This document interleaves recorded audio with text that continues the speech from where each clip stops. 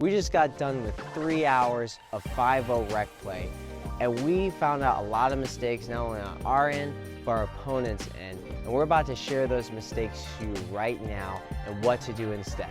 Let's jump right into it.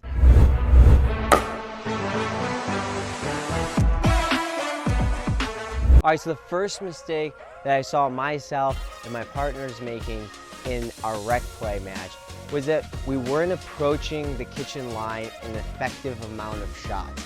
So a lot of times what we would do is we would hit a drop, but it wasn't like to our perfect liking, so we would stay where we were or we backed up. So remember, when you're hitting drops, they don't have to be perfect, they don't have to be bouncing.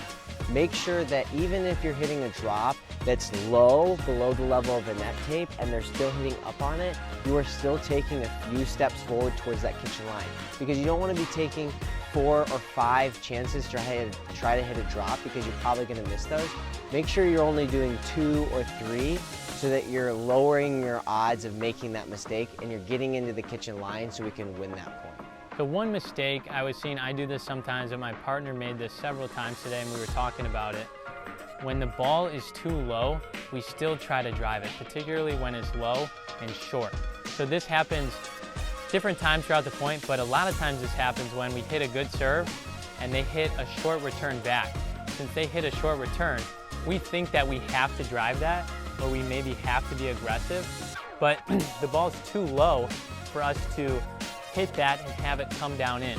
So oftentimes that return's coming back short and we drive it and it goes into the net. Or we drive it and we try to get it over the net, but it goes out because it's too hard to get that ball to come in. So think about when you're getting these short balls, take a little pace off of it and get it at their feet.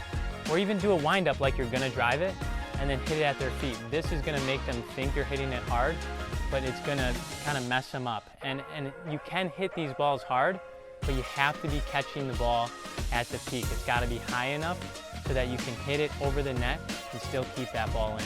During rec play, when I made my 3rd ball drop and I approached that kitchen line and we got into a dink rally, I noticed myself starting to get tight, right? When I started getting tight, I started popping up my dinks a little bit higher and deeper because I was putting a little more muscle into it. I'm also not putting my paddle where I'm supposed to, so sometimes I would mishit the ball on the paddle and it would go straight into the net. So make sure that you're relaxed, you're taking deep breaths and your slow deep breaths when you're dinking.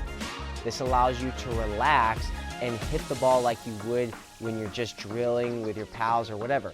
Have you ever noticed in training or practice before a game, you always hit the best dinks? It's because you're chill and relaxed. Do the same thing when you're actual in point play. Be ready for those speed ups and be reactive, but make sure that you're intense with the lower body, but you keep that upper body nice and loose, because as soon as we start getting tight, we start popping it up a little too far, or we start mishitting it, it goes right in the net. All right, this last common mistake, I'm sort of talking to myself because I did this several times today, is attacking to the same spot too often. So I'm not saying that you can't attack to the same spot if it's working.